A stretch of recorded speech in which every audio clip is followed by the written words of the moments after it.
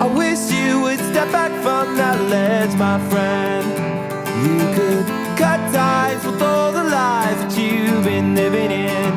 And if you do... Welcome back to another episode of the Nasty Boys Podcast. No, that's the official name change. I don't know. I was just winging it. Change, you heard it. I was just winging it. It's no it. longer Smith Boys Podcast. It's Could Nasty be Boys. Nasty Boys Well, it's Central. because it's Easter Sunday and we're watching the Masters.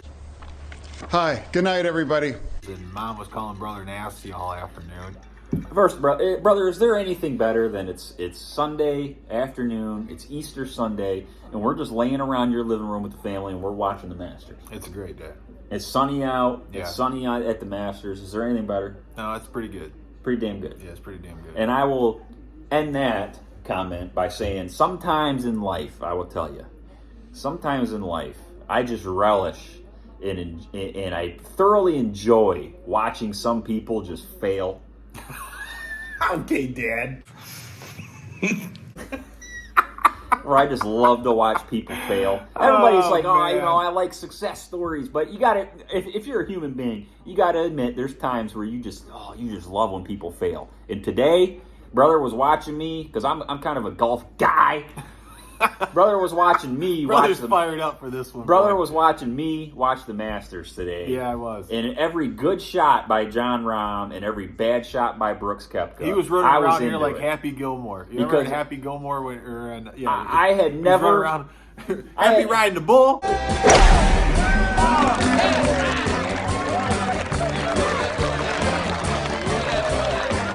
I had never wanted somebody to lose so bad as I wanted Brooks Koepka to lose. If Brooks Koepka was in my house, brother would have killed him.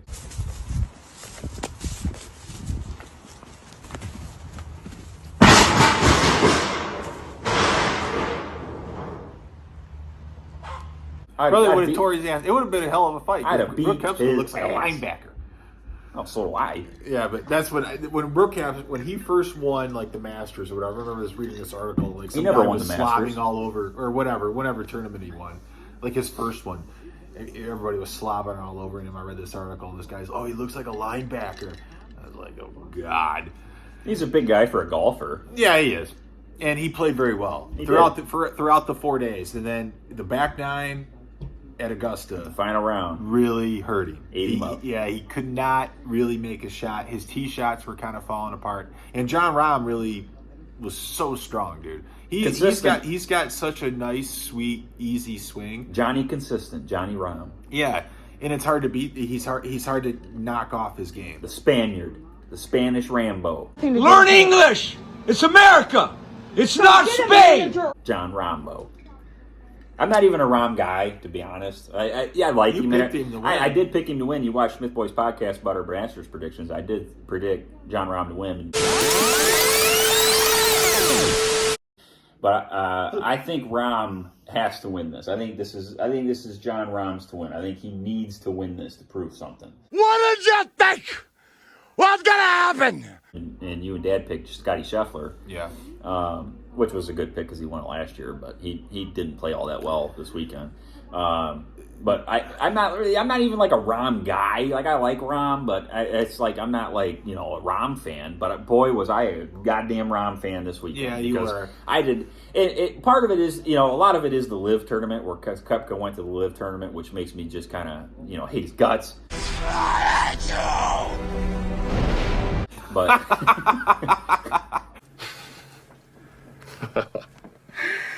I'll tell you this though. The top three guys, two of them were from the LIV. two of them, that's two. From the LIV Tour. Phil and Koepka. Yeah. I got nothing against Phil, really. Just he's a good old boy. I'll tell you what. But Charles Barkley came out earlier this week and made some comments about the PGA. And Dad was talking about this upstairs. What did he say? What did that bumbling idiot have to say? They're terrible, man. They're terrible, man. What they're doing to the PGA is terrible. I like Charles I Barkley. like him too. So what he He's basically kind of a buffoon, said, though. well, he hates Skip Bayless, and we can all say we all hate Skip Bayless. So anyways, if you like Skip Bayless, I hate you. Yeah, unsubscribe. So he basically said the PGA he has a problem with these guys coming over, with these guys having a problem with the guys of the Live Tour, disrespecting them, and particularly Phil Mickelson. He said Phil Mickelson has made these boys a lot of money that they don't even realize, and that's absolutely true. And Phil Mickelson hardly got any of the coverage that he would normally get if he was playing in the United States full time. Sure. Because when he was 4 under and he was kind of going, and he ended up 8 under. Yeah, he ended up in second. Well, it was second place up until the very end when Koepka birdied 18. But Phil would have gotten so much more coverage 3 years ago as compared to right now. And I think Brooks Koepka was the only reason you had to cover him. Yeah, you had to cover Koepka because he was leading the whole time. You're right. Otherwise, Cam Smith it got no coverage, and which is kind of strange because a lot of PGA fans, including myself, like Cam Smith. He's like one of the Live Tour guys that people like, and he didn't get any coverage. I mean, he didn't play all that great, but he didn't get any coverage. So you're not going to get coverage if you don't play good. Yeah, I know, but still, Cameron likes to follow, kind of popular players around. Yeah, if you're not playing good, ratings, if you're not playing good, nobody. They still followed Rory and Tiger around the first couple rounds. And Rory was out. Yeah, but that's before the cut, though. Rory was out of it in day 1. Yeah, but they're going to follow the big names until they fall out of it, and then everyone's going to not give a shit. They want to follow the leaderboard. I'll agree with what Chuck said there then, because I agree with that. I think it is unfair the animosity towards the Live guys from the PGA guys, especially being a guy like Phil, because as long as Phil's been around, as much as he's done for the game, I guess it's a little unfair to Phil. And I don't know. I think it's just fun to have this just PGA Tour versus Live thing. I think it makes money. Maybe I thought Phil. Another thought on Phil is I thought on the weekend he looked good. Yeah, he looked slim. He looked like he was in good shape. I like the. Hell, he could have won it. I like the mirrored aviators that he was wearing too. He played good enough. He played good enough to win it. He was styling and profiling this weekend. He finished up in 3rd place, and he's going to go home with a pretty good little fat check. And good for Phil. I'm sure he's got some debtors that he's got to pay. He's got some tax people he's got to pay. I'm sure. Hopefully, he bet on John Rahm to win. Yeah. Hopefully, he cleaned up, and made some money. Yeah. But that's just part of the Brooks. Anybody that's a PGA Tour fan, anybody that's a golfer knows what I'm talking about. You just don't like Brooks Koepka. He's a punk. He's a prick. He's a douchebag. He's a crybaby. When you watch the episode of Full Swing, and he's just kind of a whiny bitch. He's overrated and he's a big piece of trash. To be honest, is what he is. The whole thing with him and DeChambeau, where he's crying, he's crying and whining about guys calling him Brooksy. I don't want people to say, yeah, Brooksy. When he hits the ball, you can't yell out Brooksy. He had the PGA ban that. I don't know what other guys have said, or I just felt it difficult to read. Sometimes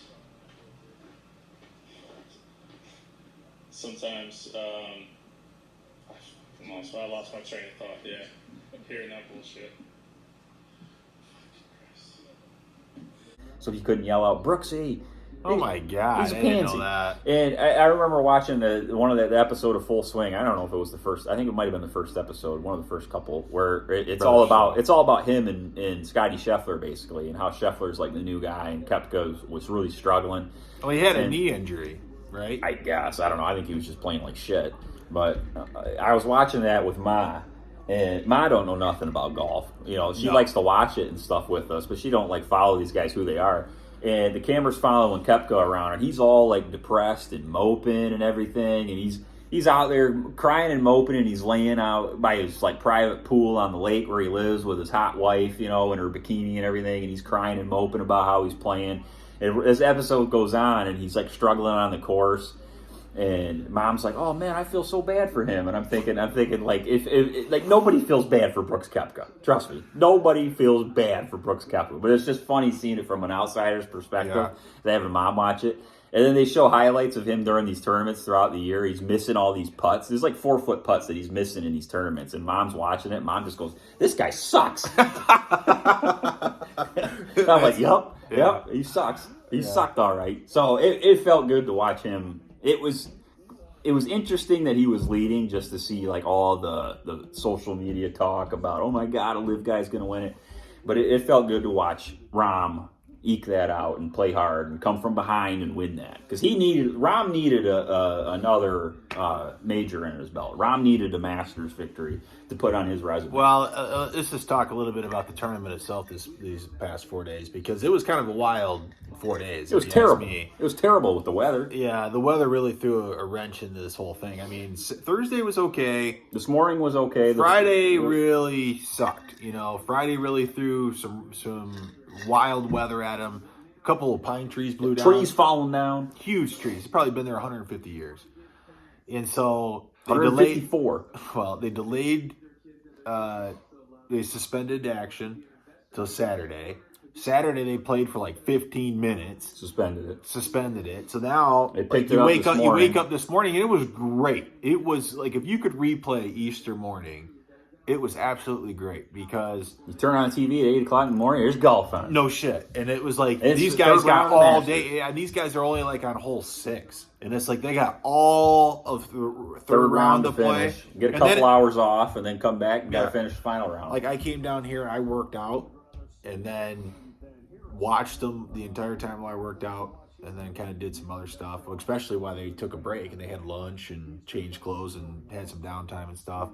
And then the afternoon, I mean, you have to say, Rahm really stared Koepka down. I thought he was down by 2, right? 11. It was 11 under for Koepka. I think Rahm was 9 under. Mm-hmm.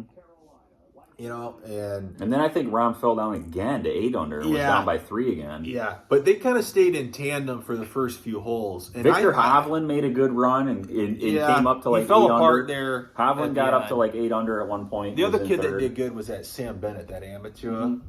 I thought he kind of fell apart today, but towards the end of the day. But and he was starting to fall apart yesterday afternoon. I was watching him in the third round. He hung with him. He was starting to fall in the first 6 holes. I think he bogeyed the first 2. And then they suspended play or whatever. So it was not a good weekend for him. But for an amateur to get to that part, be playing with the top 2 guys, I mean, it was pretty cool to see. He needs to get a haircut though. No, it's terrible. When he took that hat off at the end, and like, what the hell was that on his head? I don't know. Like, come on, kid. Yeah. He hit a hell of a golf ball, hell of a striker of the golf ball. But you got to get a new barber or something, man. But you'd have to give it up to Rahm. Now you go to what's the next major? Oh shoot! Is it the British Open? No, that's later on. I think it's the U.S. Open. Is it the U.S. Open? It's in like a month. Okay. I think that's next month. So are the live guys allowed to play in that if they've won the U.S. Open before? That's a good question. I think that the Masters was the only major that they were going to be allowed to play in this year. And I think next year they're going to be allowed to play in all 4, I think, is what I had heard last. But I don't know how you wouldn't be able to play in the U.S. Open, because that's open to like anybody that has a 2 handicap or better or something like that. I don't know what it is, something like that. But especially anybody that's won it before or is ranked in the top 50 in the world, I can't imagine that you wouldn't be able to play. I'm really curious about this live tour because it's like I don't get to watch it.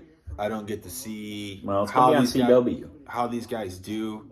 When does it start? I don't know. Is this going to be like the XFL?